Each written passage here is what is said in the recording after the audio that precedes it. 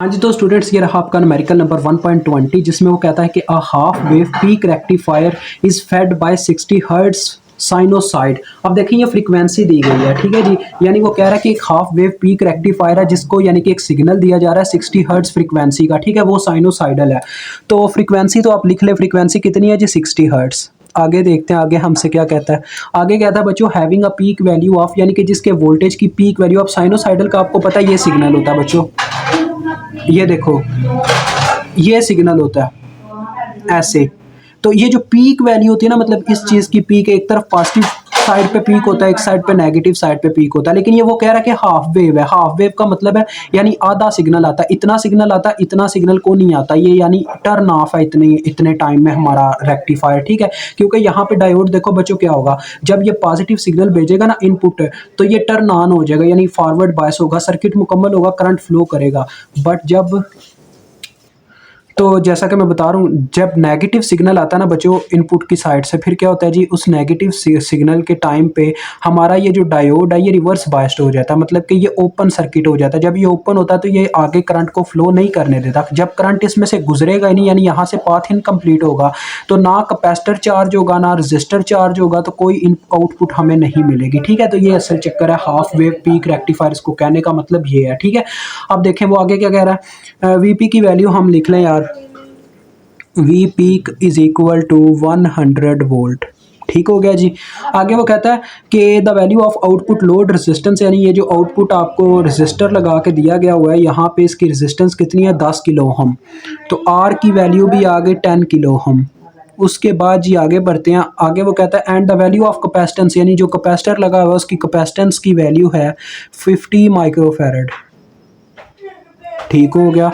आगे वो कहता है कि डिटरमाइन करें peak to peak ripple voltage V R, यानी कि पीक टू पीक, ये चीज़ याद रखिएगा, peak to peak ripple voltage की बात कर रहा है, वो आपने निकाल के उसको देने हैं, ठीक है। रिपल वोल्टेज हमने निकाल के देने हैं। और डायोड कंडक्शन इंटरवल, यानी कि जो डायोड का कंडक्ट करने का, यानी कि करंट को गुजरने देने का जो इंटरवल है, टाइम इंटरवल, वो हमने उसको निकाल के देना है, डेल्टा टी। तो मैं आपके सामने ही से हल करूँगा, कोई यानी कि आपसे छुपा कर तो करने वाली बात है नहीं।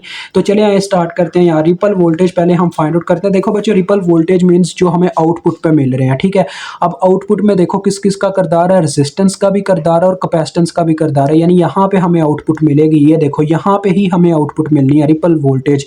अब देखो ये जो रिपल वोल्टेज है ये किसके क्रॉस है, पैरेलल में रजिस्टर भी लगा हुआ है और कैपेसिटर भी लगा हुआ है। और आपको ये चीज़ याद होनी चाहिए, पैरेलल में वोल्टेज सेम होता है, यानी कि जितने वोल्टेज इस रेजिस्टर के क्रॉस होंगे उतने ही वोल्टेज कैपेसिटर के क्रॉस होंगे, यानी कि दोनों का कोई ना कोई किरदार है रिपल वोल्टेज को बिल्डअप करने में, ठीक है। तो रिपल वोल्टेज का फार्मूला आपको पहले ही बताता चलूँ, इसमें कोई वो न्यूटन वाला, न्यूटन क्या गया सॉरी, क्या अपना नाम था, ओहम्स लॉ वाले फार्मूले यहाँ पे नहीं बिल्डअप चलते, क्योंकि यहाँ पे आ जाती है पीक टू पीक की बात, यानी सिग्नल साइनोसाइडल होता है, ठीक है। तो जब सिग्नल हमारे पास कॉन्टिन्यूस हो, साइनोसाइडल हो, यानी कि एसी हो, अल्टरनेटिंग सिग्नल हो, तो फिर पता क्या होता है, फिर हमारे पास कुछ इस तरह के फार्मूले होते हैं, जैसा कि मैं अब आपको बताने लगूँ।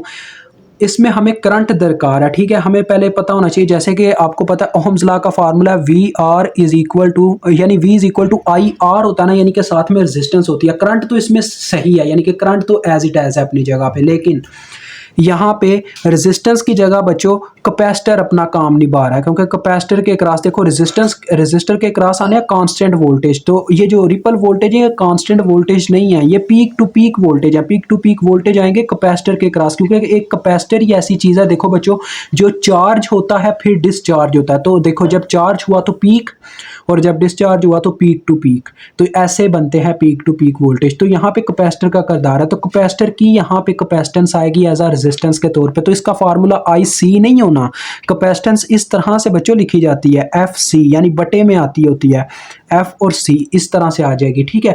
अब यहाँ पे ना सिंपल सी बात है, मैं आपको ज़्यादा मुश्किल में नहीं डालूंगा इस आई को भी मालूम करने के लिए, क्योंकि आपको करंट का नहीं पता कितनी गुजरी है इस कैपेसिटर के क्रॉस। इस करंट को फाइंड आउट करने का भी फार्मूला फिर आगे ओहम्स लॉ से ही बनता है, I is equal to V over are.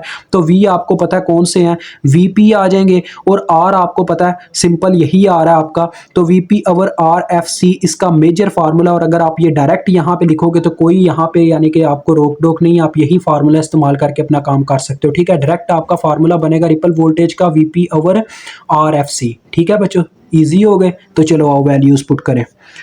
100 divided by R की वैल्यू कितनी है जी, 10 किलो, मतलब कि 10 मल्टीप्लाई बाय 10 पर इज़ 3। उसके बाद देखें फ्रीक्वेंसी कितनी थी, 60 हर्ट्ज़। उसके बाद कैपेसिटर कितना है, 50 माइक्रो, माइक्रो का मतलब आपको पता होना चाहिए 10 पर इज़ -6। तो अब इसको कैलकुलेटर पे पुट करते हैं और देखते हैं कितनी कैलकुलेटर वैल्यू देता है। 100 डिवाइडेड बाय 10 पर इज़ 4 बन जाएगा ये, ठीक है, multiply by 60 multiply by 50 multiply by 10 पर इज़ -6। तो ये बच्चों मेरे पास आते हैं वोल्टेज 3.33 वोल्टेज, ठीक है, इतने वोल्टेज आए हैं रिपल वोल्टेज।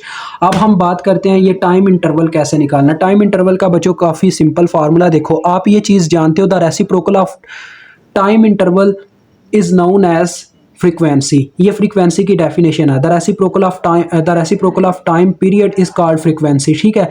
लेकिन ये वो वाला टाइम नहीं है, ये डेल्टा टी मतलब कि चेंज इन टाइम इंटरवल है, और ये डायोड कंडक्शन इंटरवल है। तो इसका फार्मूला पता है क्या होता है, इसका फार्मूला होता है वोल्टेज गेन वोल्टेज गेन। अब ये इस वोल्टेज गेन क्या नई चीज़ आ गई है, वोल्टेज गेन बच्चों होती है यानी आउटपुट ओवर इनपुट। आउटपुट आपकी यहाँ पे क्या है, रिपल वोल्टेज। इनपुट आपके पास क्या है, इनपुट है आपकी peak to peak voltage VP।